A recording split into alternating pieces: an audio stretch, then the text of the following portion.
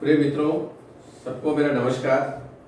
आज मैं Hindi second year वालों के लिए second language Hindi third semester के बारे में और इस सिलेबस के बारे में बताना चाहता हूँ। इसमें Hindi second language third semester में 5 बिट्स में इसको विभाजन किया गया है। 5 यूनिट्स में पहले क्या है, काव्य निधि है और हिंदी साहित्य का इतिहास है, रचनाकारों का संक्षिप्त परिचय है और 4वां निबंध है और 5वां अनुवाद है। इस प्रकार द्वितीय वर्ष छात्रों के लिए जो उस्मानिया यूनिवर्सिटी का सिलेबस इस प्रकार बांटा किया गया है। और यहाँ पर काव्य निधि कवि, इसमें 3 कवियों को भक्ति काल आदिकाल कवियों को लिया और यहाँ से और 4 कवियों के बारे में आधुनिक काल में से लिया गया है। काव्य निधि में कबीर के दोहे, इसमें कबीरदास का परिचय और कबीरदास का दोहों के बारे में चर्चा। बाल लीला, और इसमें श्री कृष्ण के बारे में सूरदास ने बाल लीला के बारे में वर्णन किया गया है इसमें। वैसे ही तुलसीदास के दोहे है। तुलसीदास जो राम का भक्त जो है तुलसीदास उनके दोहों के बारे में इसमें चर्चा किया गया है। नवयुवकों से मैथिली शरण गुप्त का है, तो इसमें मैथिली शरण गुप्त पूरे देशभक्त कवि है और राष्ट्र कवि कहते हैं इसको। वैसे ही फूल और कांटे अयोध्या सिंह उपाध्याय, हरिभाव। भारत जयशंकर प्रसाद नाटक का जनक जो है जयशंकर प्रसाद आधुनिक कवि है, छायावाद के कवि है। जीवन का अधिकार सुमित्रानंदन पंत भी आधुनिक काल का और छायावाद का कवि है। अंत में मेरा नया बचपन सुभद्रा कुमारी चौहान।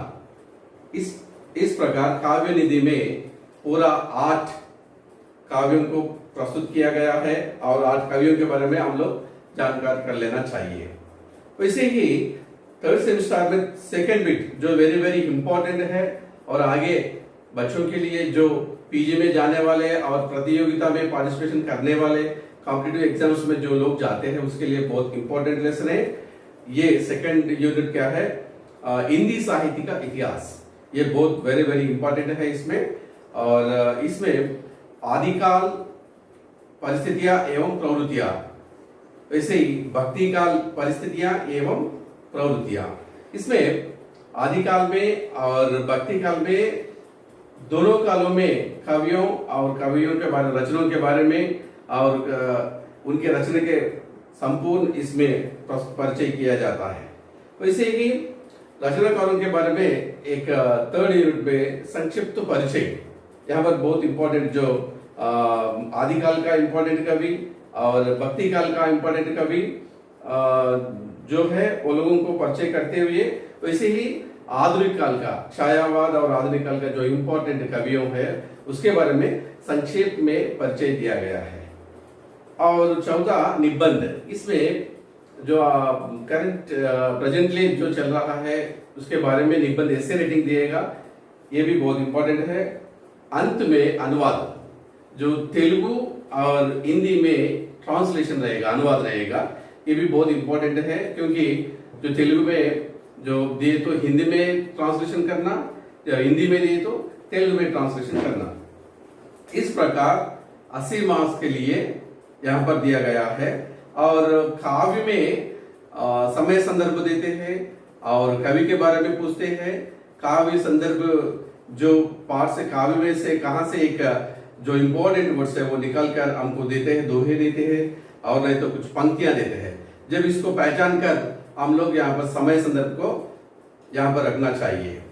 वैसे ही हिंदी साहित्य का इतिहास में परिचय से हिंदी साहित्य का जो उद्भव कैसा हुआ है, कहाँ से लिया गया है और इसमें कितने प्रकार का काल विभाजन किया गया है, यहाँ पर पूरा हिंदी साहित्य के इतिहास में हम यहाँ पर पता लेते हैं। इस प्रकार और इम्पोर्टेंट जो कवियां हैं वैसे ही पूरा आदिकाल और भक्ति काल आधुनिक काल में जो मुख्य कवियों हैं वो मुख्य कवियों के बारे में संक्षिप्त परिचय और इस प्रकार हिंदी साहित्य में हम लोग देख सकते हैं। अब हम देखेंगे थर्ड सेमेस्टर का जो उस्मान यूनिवर्सिटी का पेपर है, इसको हम संपूर्ण रूप से 80 मार्क्स को किस प्रकार बांध कर दिया है अपन देखेंगे। अब जो पेपर में ये तीन घंटे का समय रहेगा और 80 मार्क्स। फर्स्ट खंड खा में हम देखेंगे, निम्नलिखित किन्हीं 5 प्रश्नों को उत्तर दीजिए। यहाँ पर पूरा फर्स्ट जो काव्य में 8 लेसन है, इस 8 पार्टों से 8 प्रश्न देते हैं और उसमें से हर एक पार्ट से एक प्रश्न पूछते हैं। इसमें 8 से 5 लिखना पड़ेगा। इस 5 के लिए 4 अंक देते हैं। ऐसा 5 4 जा 20 मार्क्स। यहाँ पर आप देखते हैं एक एक प्रश्न के लिए, छोटे से प्रश्न के लिए और 4 मार्क्स देते हैं एक प्रश्न के लिए। यहाँ पर पूरा काव्य में 8 पार्ट है, 8 पार्टों से हर एक पार्ट को एक प्रश्न पूछते हैं, हर एक प्रश्न को 4 मार्क्स देते हैं। ये खंड का देते हैं। यहाँ पर देखिए सूरदास के अनुसार, इसमें सूरदास का दोहे है ना, उसमें से कोई एक प्रश्न दोहे के बारे में पूछते हैं, वो प्रस्तुत करते हुए उसका सारांश लिखना पड़ेगा और प्रश्न का जवाब देना पड़ेगा। वैसे ही तुलसीदास के अनुसार दूसरे की सुख संपत्ति देखकर हमें क्या नहीं करना चाहिए, इस प्रकार एक उदाहरण के लिए मैं बोल रहा हूं। ये ऐसा प्रश्न पूछते हैं, तब अपन क्या करना चाहिए, तुलसीदास के दोहे से लेकर लिखना चाहिए। और जो भक्ति काल का कबीरदास का किसका खंडन किया है, इस प्रकार प्रश्न पूछते हैं। इसको कबीर के दोहों से आम लेकर उत्तर देना चाहिए। आगे सुमित्रानंद पंत के अनुसार परिस्थितियों और अपने अनुकूल कौन बना सकता है, ये भी उनके जीवन के आधार पर प्रश्न पाठ से लिया गया है। उसका कवि संदर्भ देते हुए लिखना चाहिए। वैसे ही सुभद्र कुमार चौहान का इनके बारे में, इनके दोनों काव्य के बारे में प्रश्न पूछते हैं, वो भी उत्तर देना चाहिए। भारत के माता, यहाँ पर जयशंकर के बारे में प्रश्न पूछते हैं, जब अब भारत माता के बारे में उत्तर लिखना चाहिए।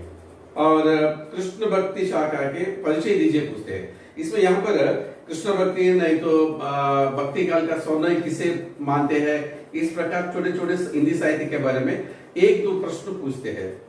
तब हम कोई भी एक छोटे से आंसर उत्तर देने के लिए तैयार रहना चाहिए। और इसमें विज्ञान वर्धान, यहाँ पर देखिए एक बार देखें तो पता चलता है कि फर्स्ट जो 8 का प्रश्न है, ये इसमें भी कोई भी निबंध से कोई एक प्रश्न छोटे से पूछते हैं, वो भी हम यहाँ पर लिखना चाहिए। अब खंड ख, दूसरा जो खंड खा में यहाँ पर देख सकते हैं, इसमें सब निम्नलिखित प्रश्नों को उत्तर विस्तार करके लिखिए।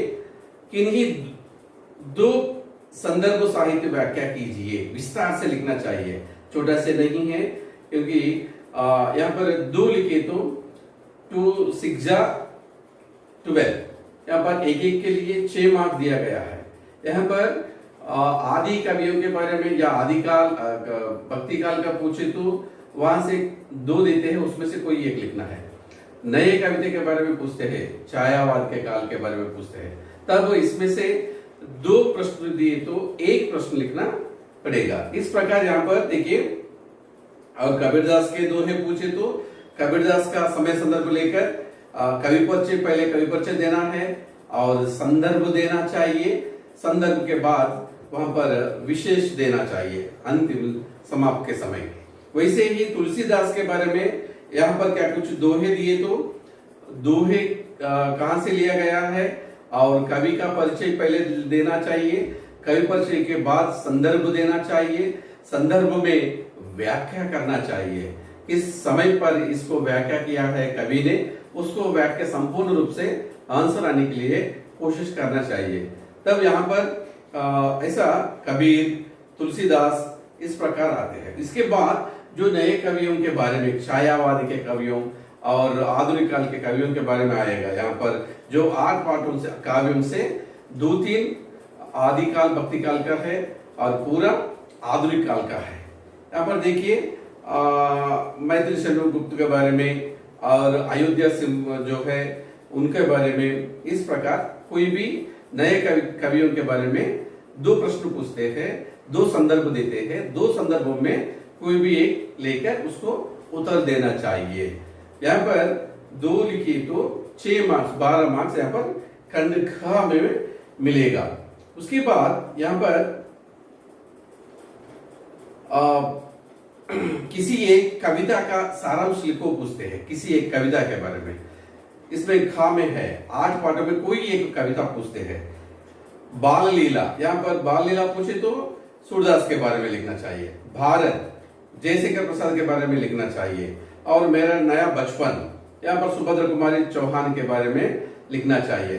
कवि पूरा जो कविता इसमें है फर्स्ट पार्ट में, वहां पर कविता से कोई 8 काव्यों में से कोई 3 प्रश्न पूछते हैं। 3 काव्यों के बारे में पूछे तो यहाँ पर 1 लिखना चाहिए। ये बड़ा प्रश्न है और जवाब भी बड़ा भी देना पड़ेगा, उसका पूरा सारांश लिखना पड़ेगा। सारांश लिखने से पूरा 12 मार्क्स मिलेगा इसको। एक बार देखिए, ये बहुत इंपॉर्टेंट है, सबसे ज्यादा मार्क्स इसको मिलेगा। यहाँ पर किसी एक कविता का सारांश लिखो बोल के प्रश्न पूछते हैं। यहाँ पर जो पुराने कवियों के बारे में, भक्त काल के कवियों के बारे में सूरदास या कबीरदास या तुलसीदास के बारे में पूछते हैं। और जो छायावाद के कवि है ना, जयशंकर प्रसाद, उसके बारे में एक बार पूछते हैं। वैसे ही जो सुभद्रा कुमार चौहान नहीं तो मैथिली शरण, किसी के बारे में पूछते हैं। इसीलिए हम लोग ध्यान से सुनिए, यहाँ पर भक्ति काल का 3 कवियों के बारे में, नहीं तो जो नए कवियों है ना आधुनिक काल में छायावाद के, इसमें से 2 पूछते हैं। कोई तीनों प्रश्नों से 1 लिखना पड़ेगा, इसको 12 मार्क्स मिलेगा।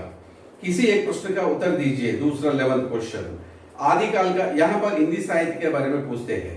यहाँ पर 2 काल को लिया गया है हिंदी साहित्य में। एक है हिंदी साहित्य में 4 काल रहते हैं, उसमें आदिकाल, भक्ति काल, रीति काल, आधुनिक काल। इसमें पहले 3rd सेमिस्टर में यहाँ पर आदिकाल भक्ति काल को लिया गया है और 4th सेमिस्टर में जो है रीति काल और आधुनिक काल को लेते हैं। इसी के कारण यहाँ पर ये 11th क्वेश्चन इस प्रकार पूछते हैं, आदिकाल का परिस्थितियों के बारे में प्रकाश डालिए, ये पूछते हैं। ये हम हिंदी साहित्य का एक बार पढ़े तो पता चलता है। वैसे ही भक्ति कालीन काव्य की विशेषता बताइए बोल के यहाँ पर प्रश्न पूछा। हिंदी साहित्य का भक्ति काल को हम पढ़े तो ये भी पता चलेगा।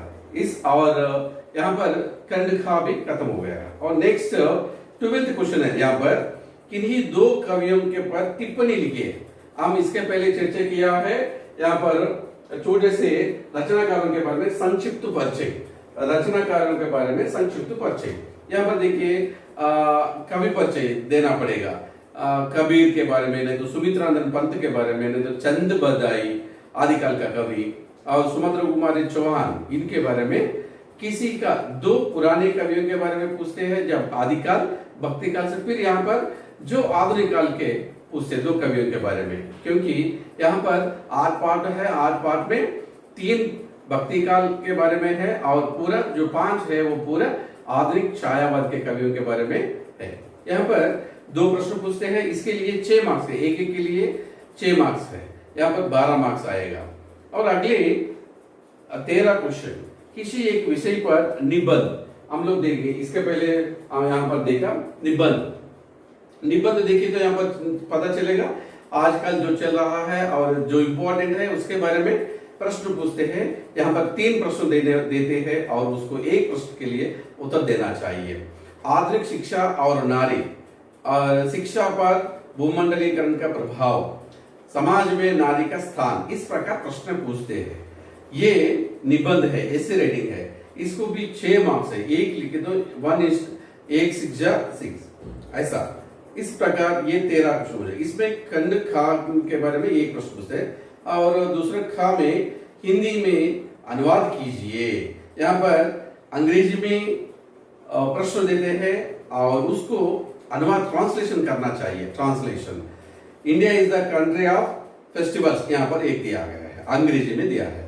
यहाँ पर उसको किस प्रकार करना है अनुवाद, हम समझ लेना चाहिए। इंडिया क्या है, फेस्टिवल्स का।